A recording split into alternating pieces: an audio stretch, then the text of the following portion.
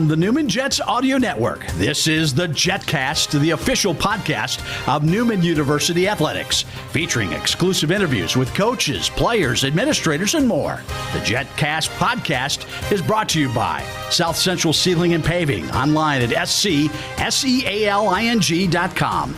Mel Hambledon Ford, Pepsi, Eck Agency, Donlinger Construction, Big Corner Creative, Dr. Brennan Lucas and Advanced Orthopedic Associates, Keystone Solid Surfaces, and by Overland Charters, the official transportation provider of Newman University Athletics. Here's the voice of the Newman Jets, Blake Cripps. Newman Triathlon has just started its spring season. The women dominated last week in Wisconsin. Next up, a date at the Downtown Y before heading back to Wisconsin next month. We are here with Coach Jeff Lovgren on episode 61 of the Jetcast. We are talking triathlon. Coach Lovgren, welcome back to the show. Thanks so much for being here. Yeah, thanks for having me, Blake. Well, the women, boy, you guys could not have, I guess you guys could have swept the top four. I mean, I guess it's the only thing you could have done to have a better weekend, but man, you get the top spot, 3 out of the top 4. You had to be thrilled with how your women did up in Wisconsin. Oh, ecstatic. It was kind of a special event too, because it was just us and the University of Wisconsin.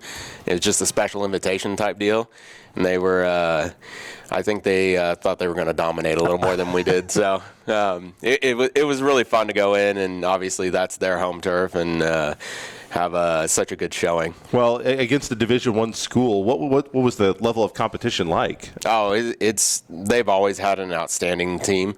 I've been doing this 6 years now. They're one of the top in our conference, so it was really nice to come in and us obviously being just a small D2 school in the middle of Wichita, Kansas here, and to go in and to a big D1 school and show them how we do. Now on the men's side, it was a little bit more of a challenge, but you still got one of the top 5, Wyatt Matthias. How did things go on the men's side in your mind?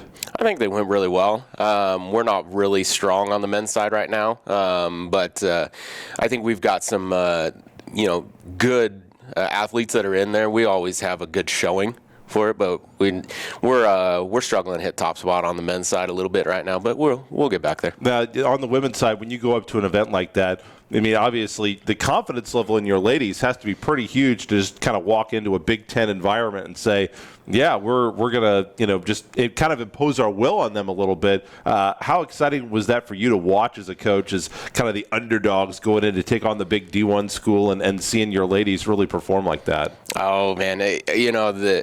My excitement for it was just through the roof because Maggie is our freshman that took the top spot, and she's never done triathlon before, never biked, never really ran. She was a swimmer, and she's, just to see her take this on, and then, as we're going through it, I could tell, obviously I don't have the times right in front of me. That's just not how it works in our sport, especially for the inside type stuff. It's hard to tell because there's different waves and people go off at different times, and it's all the combined time. So there could be somebody from a different wave.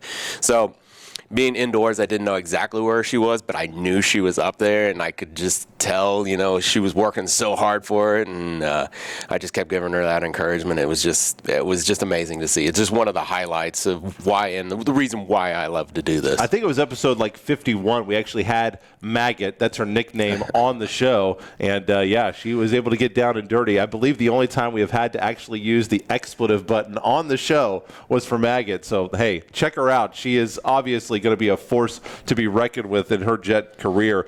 Next up for you guys is going to be the Downtown Ymca Try coming up on Sunday, and I know you were really excited about this event. Some circumstances have changed around this event. Can you kind of explain to the viewers, the listeners, kind of exactly how this event, what the plans were for it, and what it's going to end up being for you guys this weekend? Yeah, I was super excited about it, and the reason being it was going to be it was going to be the first collegiate triathlon race here in the state of Kansas, at least officially wise. And it unfortunately fell through. We've tried this in years past, and obviously we don't have the facilities here to do it on ourselves. So we do rely on others, and we were relying on the YMCA to do it, and they've kind of not been open to it, and they were finally open to it this year. And we had somebody that was working really hard to get everything in, because it has to be certified through the U.S. Olympic Committee for Triathlon, so the USAT. And so she was working really hard on getting all the certification done and everything. There's a lot of hoops and stuff you got to jump through, and there's some extra fees that are involved in it and that kind of stuff. And she was getting that done, and then corporate YMCA come in at the last minute and kind of shut it down. So, yeah, it was unfortunate. We were hoping to have a big conference race, because the other thing about it, too, is when we go to our winter season, which is our indoor season, the other facilities, the other conference races that we participate in don't have the facilities set up so that they can do like a traditional triathlon. So a traditional triathlon is you swim, you bike, you run, and the transitions in between the swim to bike and the bike to run count towards your overall time. Well, since they don't have it set up as a way that they can facilitate that change immediately, indoor racing is a little bit different in our conference. You get about a 10-minute break between each one, and it's not counted for time. Well, through the YMCA, we had the ability to set it up just like we would an outdoor race. And it would have been, one of the only times before we go to nationals that they would actually get to compete in a true triathlon. So it was really exciting in that part too, because not only would it showcase, what we're about to the community through a college level, but also be a very, very good setup race for nationals. Absolutely. For not only us, but the rest of the conference too. So unfortunately that fell through, and we're just going to have an exhibition race, and we'll go and use it as a good practice day, and obviously still showcase, what we're about to the Wichita community. What time are you getting started on Sunday morning? 7 a.m. 7 a.m. So bright and early. You can actually get in and actually have a look before you go to church. So that might be the plan for Sunday morning. There you go. Is this something that maybe I know you have a partner that you worked really hard on, and you appreciate all of her hard work. It wasn't really totally outside of her control that this didn't happen. Is there a chance that we can get this for 2023, 2024 maybe? I'm hoping so. I'm going to keep fighting for it, and I know she's excited to have it, and they were a little, she was excited for the her branch of the YMCA to actually showcase this, and because it's her branch, but we'll just keep working on corporate, and how they are, and we'll keep jumping through some hoops and cutting their red tape and see what we can get done. I mean, I'm told the Wichita YMCA's are the best YMCA's in the whole world, so that it sounds is correct. like the best YMCA's in the world should be the one to host the first collegiate triathlon in the state of Kansas. I mean, I'm just saying. It just makes sense, doesn't it? It does, to me at least. Off time after Christmas, you guys had a couple of spring races, or I guess it would be technically the fall races, coming after school, but then you had a long, long off time. How did you use that off time, and how prepared do you guys, I mean, obviously look at the women are very, very prepared, but it certainly seems like that off time for the ladies was used very well. How did you use that time? Our off season is mainly dedicated to strength and skill. I mean, there's no need to be out there running for miles and miles and miles anymore. We're not specifically training for things. That just means more injury and more fatigue. So we just take a step back. We really focus on the strength aspect, because that does kind of hurt us if we're trying to do that and compete at the same time, because that does take a lot of energy from them. And then we just focus on the skills, because there's a lot of things in triathlon that we can do that take very little energy but matter so much to the end result as far as time, because again, we have to compete in three sports basically, and it's not about how well you can swim, how well you can bike, how well you can run. It's how well you can put all of them together. Now that you've got pretty much looking at the schedule, which you can find NewmanJets.com, by the way, if you'd like to follow the Newman Jets triathlon team. You go from this big period, not that you guys, I don't want to say inactivity, because you guys are obviously still, biking, working out, doing all those conditioning things that you have to do. Yeah. But now you guys pretty much have something lined up almost every single week of the calendar, except for, I think you guys have a couple of weeks off before the Nationals. Correct. So how does this change what you need to do as a coach and what the players need to do now that they're actually kind of in competition pretty solid all the way up to the national championships? Oh, yeah. This, so obviously, taking a look back at over the last couple of years and how COVID has affected us, we didn't have but one race in 2 years.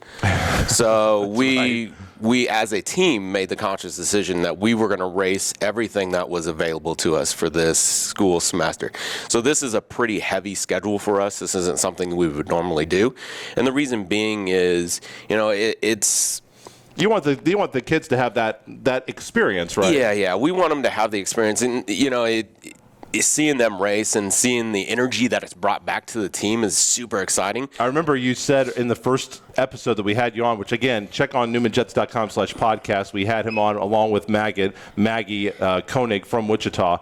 You talked about how, it does get boring when you're just doing practice every day, doesn't it? Oh, yeah. It's a struggle to keep everybody motivated when you say, hey, let's just come and practice for the day. We've got nothing we're working towards, just bettering ourselves, And you would think they would just come running for that. They don't?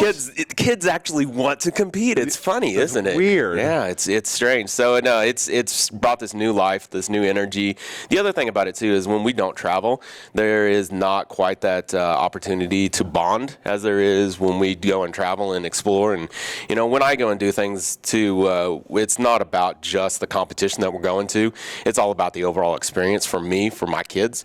And so we go and we check out different places in the town. We try new things and different things. And so that brings a lot of bonding and camaraderie to the team. Now, the Collegiate Club National Championships are coming up April 1st and 2nd, and those are going to be held in Georgia. So likely going to be an outdoor event, probably picking the right part of the country to host that event in April. What's the format for that event? Are there qualifications for that event? How does all of that set up? Oh, and yeah, there's a lot of qualifications. So let's start there. We have to race our conference races, and we have to, as an individual athlete, they have to race and finish. That qualifies them for the main event, and we'll go into that in just a second. But how we place and how we do as a team and also as individual athletes gives us extra points, and those points we can spend on basically different races that are available at nationals. So at nationals we have 3 different races that we can do. So the standard triathlon takes place on Saturday morning. Okay. It's what's called an Olympic distance. It's a swim, bike, run, but non-draft legal is what they refer to. And what they talk about non-draft legal, that's referring to the bike. So on the bike, the athletes have to stay a certain distance between each other. It's 6 bike lengths is what it is, or they have to make a pass. If they're in there, that's called drafting, and basically what that does is that bike in front of you blocks a lot of wind, and that creates a big energy savings for the person behind. So then when I talk about when we earn points for different events, well, on Friday, they have a draft legal race, and they break it up between men and women, and it's a shorter format. It's what's called a sprint format, and that you can draft on the bike. And so then there's a whole different kind of strategy that goes into that kind of racing. I'm surprised with because you watch even in some of these Winter Olympic races that we've just had, where on the in speed skating, they'll talk about the drafting and like the team chase event, and I know that from watching, there are a lot of Olympic events where drafting is legal. Why is that more of a taboo subject in triathlon, making draft, not legal in some races and legal in other races? Well, I think it just goes back to the different kind of strategy, because if we go non-draft legal, that's about the individual athlete. It's, there's no help. There's no outside help with that. Sure. It's all about them doing what they need to do to be successful. Whereas we go to draft legal, that's a team event. So there's a lot more strategy that's come along with that. You rely more on not only just your teammates, but the people that are around you to be successful, So there's just completely different strategy that goes along with it, and it just makes a completely different race.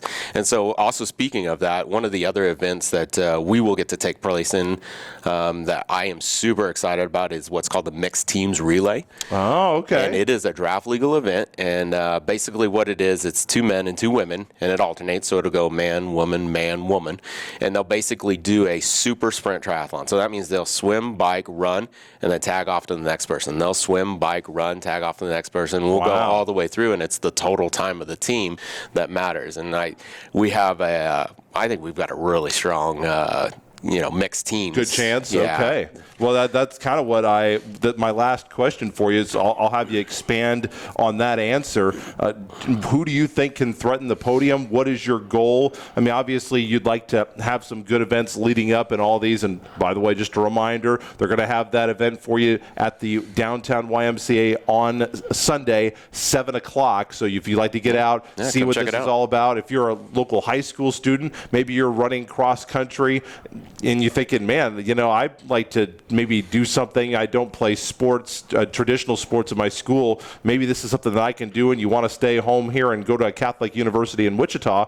This guy might be the one that can help you out with that if you want to come out and see what the event is about and ask some questions. I know he'd be happy to answer those for you after the event. But looking at what you guys have got to do in order to be successful in this event, do you feel like you got some events and some individual athletes who can maybe threaten the podium in these events? Yeah, I definitely think we do. So going back, I said our men's side isn't always that strong right now.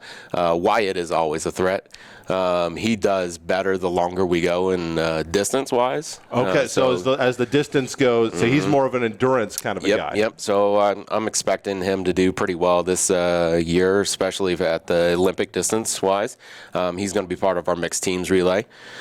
We've got another athlete that we haven't actually got to showcase. We share with cross country, and he's been on our injured list. We're hoping to get him off, if not for this Sunday, but definitely for our next two upcoming races.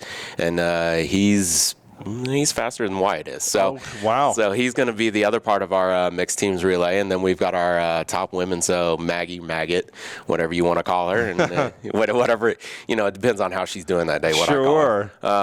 And then Marley has always been a strong performer for us. And, I'm expecting them to not only, do very, very well at the mixed teams relay, but also at the Olympic and when they're just individual-wise, too. So they'll have a chance to run individually and in the team event. Yeah. So that's going to be a lot of load on them for that weekend. I guess it's going to be the same for everybody. So I guess I'll let you go with this. How do you get them ready to make that big sacrifice physically that weekend? Oh, well, this one's actually a lot easier than years past. So they're running, like I said, the draft legal and the mixed teams on Friday.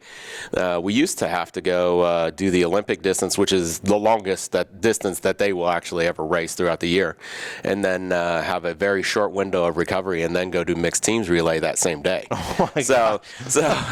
So the ones that have been with me before that had to do this, there wasn't much talking or convincing in it because it was a lot easier to stomach. But no, I mean, you just tell them because it's just that mixed teams is such a big energy boost. I mean, it's so cool. It's not only just to watch the athletes that are competing, you watch the crowd. They're like running from the swim to the bike to the run. And just like there's like this massive crowd just moving around, running around, just trying to keep up with everybody that's going through. And it's a completely different race. And I think it's the highlight of the weekend. I know it's one of the things that we definitely look forward to the most. And so, the ones that haven't done it, you just start sharing some of the videos of years past, and they're just like, I'm in. Let's do this. Okay. Well, as I mentioned, that's coming up here at the beginning of April, but next up is going to be the downtown YMCA event for Newman University Triathlon coming up on Sunday at 7 o'clock at the downtown Y right here in the Air Capital. Coach Jeff Lovgren of Triathlon, thanks so much for being on the show. Appreciate it. Blake. Appreciate it. We'll be joined by the Director of Golf, Taryn Torgerson. She's coming up next on the Jetcast.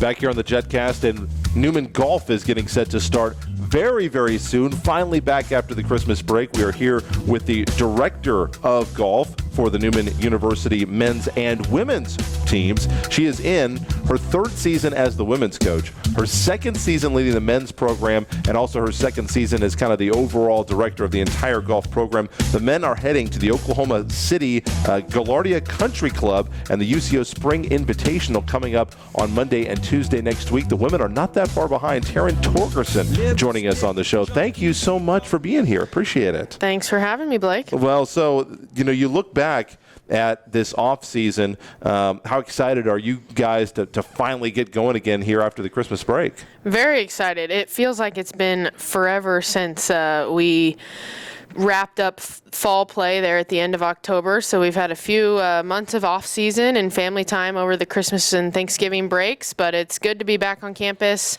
We're hoping Mother Nature will help us out a little bit and let the snow go away and bring out a little bit more sunshine so we can get out on the grass and outside a little bit more. But we're really anxious to get the season going, and I think the players are kind of chomping at the bit as well. You guys have had a mixed bag in terms of weather. You look just this past weekend, you have, a huge snow and ice storm. Campus is closed on, Wednesday, Thursday, whenever that was last week. And then Monday was, about as nice of a day as you will ever see in February. And now again here for the rest of the week, it's going to be a polar plunge, and we'll be lucky if we hit 30 the rest of the week. Yeah, it is crazy. Last Wednesday, I think I even got a little sunburn on my cheeks a little bit out of practice. Yes. Yeah, and then Thursday, like you said, I woke up to, 6 inches of snow in my front yard, and campus is closed and all that kind of stuff. And we have both teams set to play qualifying rounds today as we gear up for the spring season. And after that, like you said, we're going to have to bring the winter coats out again, unfortunately. But that's Kansas, and they always keep us guessing, and we'll deal with whatever comes. How did the fall season go for your teams? Let's start with the men. How did it go for them? Yeah, I mean, if you would ask them, I don't think that they're, or at least I would hope that they're not satisfied with how that went. I know my assistant and I, Coach Nelson, we're not super pleased with the scores that we shot.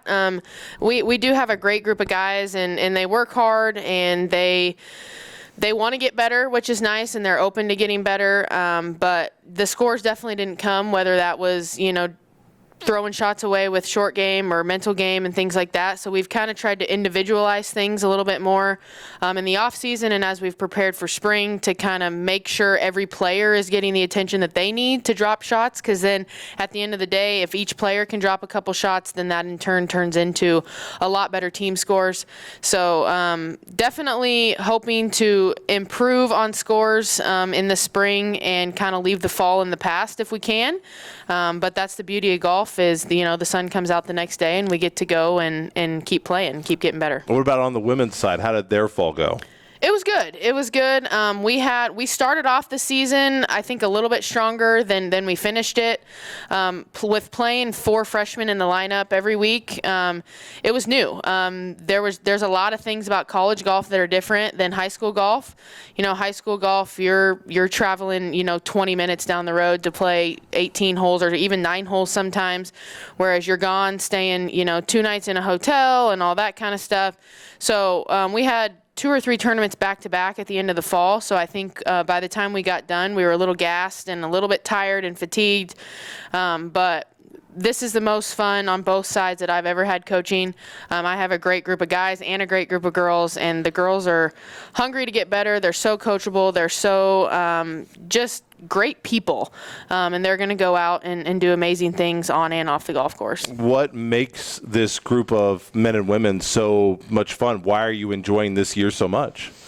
On the women's side, I have a couple of girls that Ellie Berthoff I've been giving lessons to since she was about 10 or 11 years old, and now she's here playing for me. And same with Olivia Nguyen. We had the same swing coach as we were kind of growing up, and so I used to see her out at Teradyne Country Club all the time when I was playing at Wichita State, and even before. I met her when she was about 10 or 11. So those kinds of connections are really cool. And then these girls are just, they thrive just and bask in the opportunity that they're here playing college golf. Some of them are here representing their home state, which is really cool. And I've just, I challenge them and push them a lot, but I also, want golf to be fun for them. So I think the balance between the two is really good, and I have a really good coach-player relationship with all of them. And kind of same on the guys' side, Coach Nelson and I, we split our time with both programs a little bit. He definitely does more travel with the guys, and I do more travel with the girls, but I am around them a lot, and, the guys are fun. They're going to be boys, how college boys are, but they're fun, and they love to go out and challenge each other and try and, pull off different shots. So that's really fun for me is, hey, let's try this. And they're like, okay. And they'll go out and do it. And they can kind of realize that they do have more tools that they can kind of add to their tool belt. How did you guys use the off season? Because there were, I feel like there was a really mixed bag of weather. There were some days that were just absolutely incredible. I mean, just going back to this last weekend, and then obviously we'd have gotten hit with a couple of pretty major winter storms. Yeah. What were you guys able to get done, and what was your goal for both of the programs in the off season? Yeah, I mean, I have Coach Nelson and I have individual meetings with all of our players before Christmas break and before summer break of just kind of recapping the season before and kind of what we can spend our off-season time on. Because once we hit, next week with the guys, it's kind of go until the end of the conference championship in April. So there's not a lot of time in season to make a lot of major adjustments. So off-season is the time to do that. So we just encourage them to get out as much as possible. And I remember being home and on Christmas Eve, my family and I went outside on a walk, and we were in shorts and T-shirts sweating. And then, right. A couple days later, we're stuck inside because it's 30, So that's just kind of the winter we've had so far. And since we've been back, I've tried to get creative with what I'm trying to do with them down in our golf room facility here on campus when we have to be inside. We do more of a quality, not quantity sessions in there. It can get old pretty quick, just hitting ball after ball after ball into a net. So I try and we've done some really creative short game and putting stuff down there, which like Ty mentioned, that's a big part of the game and something that every player needs to continue to work on. So we try and get creative down there. And then when it's sunny outside and nice outside, I've told my players, we're going to be out there for extended hours on those days, just enjoying it and reintroducing ourselves to grass really is what it comes down to. So making sure that we are able to get a feel for, kind of what that feels like, kind of building back up that comfort and that feel with being outside, because you can kind of get used to being inside, and we want to make sure that we're ready to go when competition comes. Ty Wilson's going to be joining us next to the Jetcast, by the way, so you'll hear from him in just a moment. Looking at the men's leaders, I know Ty is a guy that you want to spotlight, but who else besides Ty? And then a couple of words on Ty and what his leadership means to your men's program, and what other men do you expect to try to step up and maybe get that number 1 or number 2 spot on the men's side? Yeah, obviously, like you mentioned, Ty has kind of been our leader of the pack the last 2 years since he's been here in terms of his play and things like that. Matthew Schrock has really improved a lot. He's a junior this year in his 3rd year here at Newman, and I really saw a lot of growth in him last spring, and I spent quite a bit of time with him on the golf course, and he thinks the game so well. He's very diligent in his pre-shot routine and process, and Matthew's kind of a guy that you always kind of know what you're going to get from him. He's not going to get too high. He's not going to get too low. He goes out and he grinds on every shot. And I always know at the end of the day, he gave me everything he had. Justin Looper has been a big asset as well, and he's been a leader for us. He's in his 4th year here. So those are kind of 3 guys that I look to kind of lead the charge for us this spring. But Ty's a special player. He has a lot of gifts and a lot of talents. He's kind of one of those guys. He's one of those guys that I love walking and talking with on the golf course because he thinks it really well. He sees things that I don't see. He sees these little gaps, and he's like, "No, Coach, I can get it through there." I'm like, "Okay," and he does it. So it's not something I would ever try, but he has the confidence that he has in his abilities is not something that you see every day. So he's able to do things that not a lot of players are, just because of the way that he carries himself and the confidence that he does have that he can pull off some shots like that. What about on the women's side? Who are going to be the leaders on that part of the squadron to try to get some points for you this year. Yeah, Cassidy Chance is in her 5th year with us. She is just an invaluable asset to us. She's kind of like mother hen, if you will. Sure. She's, we have 7 on the roster. We have 5 freshmen, a sophomore, and then 5th-year senior. Wow. So she kind of is honestly an extension of me, which is really, really nice. If I need to be gone recruiting, or if I need to go, be at with the guys team for a little bit, I can give her a practice plan and trust her to make sure the team's getting stuff done, which is really, really nice to have a leader like that. I never have to worry about the team and focusing and getting stuff done with her kind of leading the charge. And she's very valuable in terms of the impact that she has with her scores. You always kind of know what you're going to get from her as well. She plays really loose and she's really easygoing. Felicia Saholga from College Station is a freshman. She led our team in the fall, scoring average wise. Really good player. She's very diligent with her process as well, and has a lot of tools and really just grinds and grinds and grinds. You'll watch her play rounds of golf sometimes, and she might not be hitting it very well, but she finds ways to score, so that's really big for us. And the other freshmen are learning, and I've seen a lot of growth from them throughout the fall and especially throughout the off season. And I love it because they're sponges. They come up to me, Coach, this isn't going well. How can I fix it? They're never satisfied. They never want to keep doing something that they don't think is right, or they don't want to keep doing something that frustrates them. They want to come. They want to ask for help. They want to fix it, and then they're just so polite. I mean, thank you, Coach. Thank you all the time, multiple times a day. Anytime I help them, I'm like, that's my job. I'm here to help you guys. But they're just great people, and I look for qualifying to be really competitive on the women's side, and for maybe some unexpected people that maybe didn't play so well in the fall to kind of be a spark for us here in the spring. The men are getting things started at the UCO Spring Invitational on Monday. The women are starting the very next week at the Diffie Ford Lincoln Invitational at a new location in Oklahoma City at Lincoln Park Country Club, hosted by SNU. So that'll be a little bit different for them. And no, I don't believe that the band is actually going to be there. It's just at Lincoln Park CC. So what are your expectations for these first 2 events for the men and the women? Yeah, like you said, this UCO men's event that we're going to next week is a new event. UCO just hired a new men's golf coach within the last year, so he wanted to kind of start up a tournament. I have played some tournaments at Gaillardia Country Club. It's a fabulous golf course. They keep it really, really nice. I think it'll be a really good event, and it's just, right down I-35. So can't complain about the travel for that one. So it's going to be a really good event. I think the guys will really enjoy the golf course. As far as the Diffie Ford for the women, we've gone to that event ever since I've been here, but they are doing a complete restructure of Kicking Bird, where we usually play. In fact, when we were there in the fall, we drove by it, and the clubhouse gone.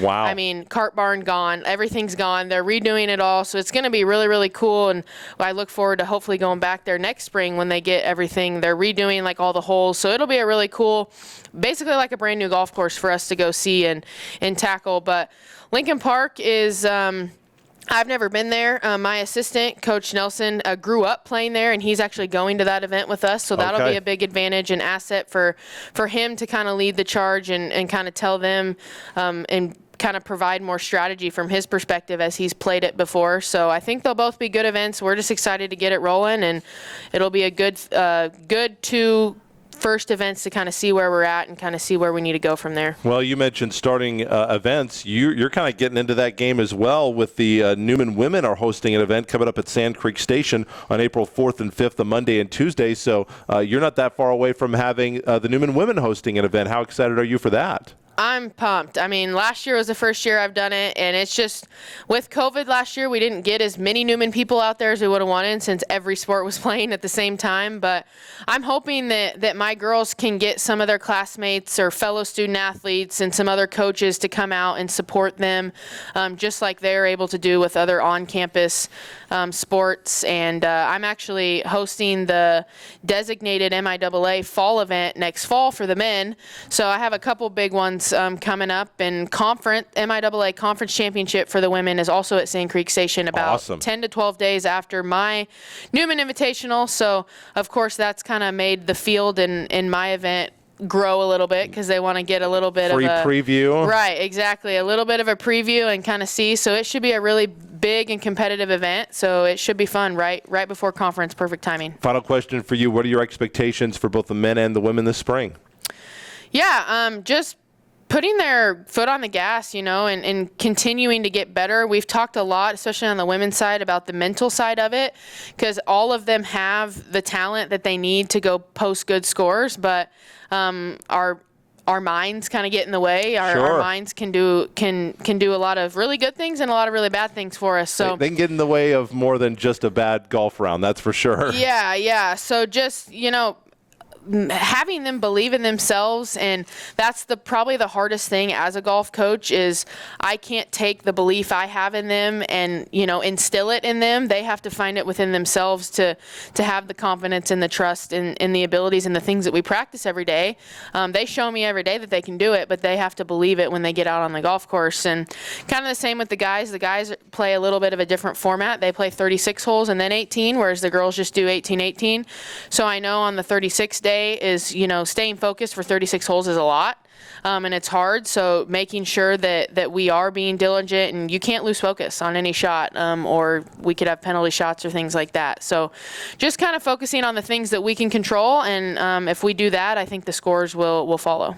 The men's golf team once again getting started next week on Monday and Tuesday at the UCO Invitational, and then the women the very next week at the Diffie Ford Lincoln Invitational in Oklahoma City. So Newman Golf certainly back to action here in the next couple of weeks. Director of Golf, Taryn Torgerson, thanks so much for being on the show. We appreciate it. Thank you for having me. We're going to wrap up the show with Ty Wilson, a senior leader on this men's team from Wellington, Kansas. He joins us to wrap up the show next.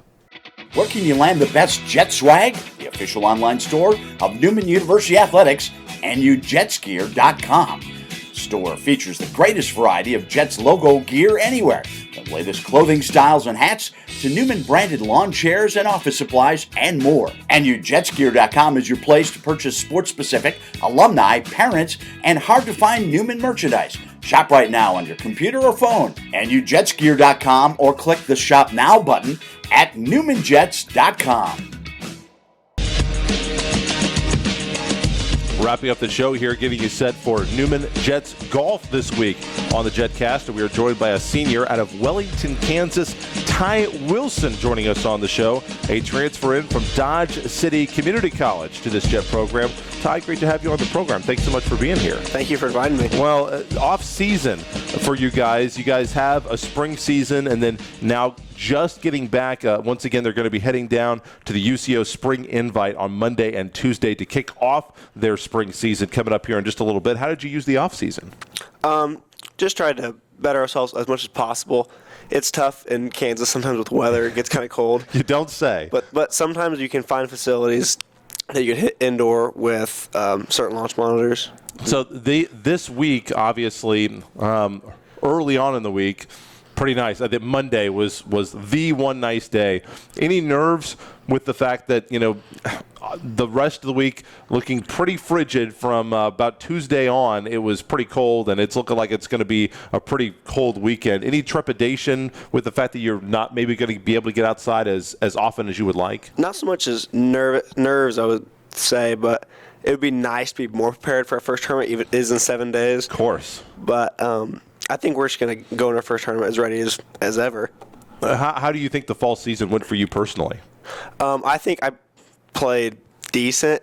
There was a lot of rounds where I wish I could have got like 2 to 3 shots back. That would have made a really big difference in my rounds. Sure. But I think I had a 76.06 average, which is better than last year at least, so there was some improvement. How much have you guys been able to get outdoors in the spring? I know that in this spring especially, or I guess we're technically still in the winter, I suppose, there's been some stretches where the weather's been pretty darn nice, then obviously there's been some really, really, really bad stretches of weather with a lot of snow on the ground. It's very bipolar. You get days where it's 65, we're like playing 18, like, oh, it's great, then it snows the next day, yeah, and you're out for 3. But we just really appreciate those really nice days where we can get out there and play as much as we can in practice. What do you feel like you've been in this time since the fall season ended and you went on Christmas break? What have you been working on the most in your own personal game? Always definitely short game. That's something that every player can fine-tune a little bit more. It's really hard once you go from not playing for a while because of the cold to going back out. It's getting certain things back that you lose, like your touch. Like I noticed when I came back from Christmas break that my putting just wasn't there. I was missing a lot of short putts because I just didn't have the feel. So it took about a week to get that back. And then the long game tends to come back a little bit faster, at least for me. What do you feel like is the part of your game that you feel like as you hit the links coming up on next week that you can trust the most? What's the part of your game that you have the most trust, the most confidence in? Definitely hitting driver. That's always been, for as long as I've been playing, my strongest part of my game, just to tee it up and usually hit it as hard as I can. Grip it and rip it? Yes. Okay. I find that I hit it much straighter when I hit it as hard as I can. Really? Okay. Yeah. So I don't know if is that common? I feel like most guys would try to swing at like an easy pace, but I think when I try to swing easy, I'd get guidey with it. Oh, okay. That can definitely be a difference as well. What's it like to have Coach Torgerson around? How hard has she been working you guys this early spring? Oh, she always pushes us to try to play at a level that she was playing in college, so that's great. Definitely high expectations. You know, you get tied for 15th in a tournament, she's not going to bake you a batch of cookies over it. You know, she wants someone to win. That's right. UCO Spring Invite coming up Monday and Tuesday. What's the level of competition going to be like as you face the Broncos? I'm sure other teams are going to be there as well. It's going to be high. We play in a very competitive conference with a lot of very good players that are coming in from all over the country. I say it's all over the country, but you get a lot of kids from the same area playing in the MIAA. A lot of kids from Oklahoma are playing for the UCO. A lot of Kansas kids are coming to our schools in Fort Hays and Washburn. So it'll definitely be a tough test. How nice is it for you to just be, not too far, only about a half an hour or so from Wellington, so not too far for your folks to come up and watch it when you guys are golfing around here? Oh, it's very nice, especially for like laundry purposes. Like, sure. I just go home and do my own laundry. But it's great. They can travel to most tournaments, so it's great. Final question for you. What are your personal goals for the rest of the season, and do the men have any team goals? For me, I'd very much like to win a tournament and be all-conference. I definitely think for the men's side, we'd love to make a regional. Okay, so that's the goal. Regionals or bust for the Newman men's golf team. They will be next in action Monday, starting at the UCO Spring Invite. Ty Wilson, a senior golfer on this team from Wellington, Kansas. Thanks so much and good luck to you, sir. Thank you. That is our show for this week. We'll be back with another episode of the Jetcast next week. We'll wrap up our basketball season coverage next week. So until then, Blake Cripps saying, go Jets.